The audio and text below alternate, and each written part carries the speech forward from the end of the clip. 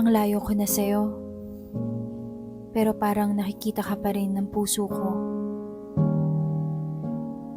Kahit saan man ata ako mapadpad,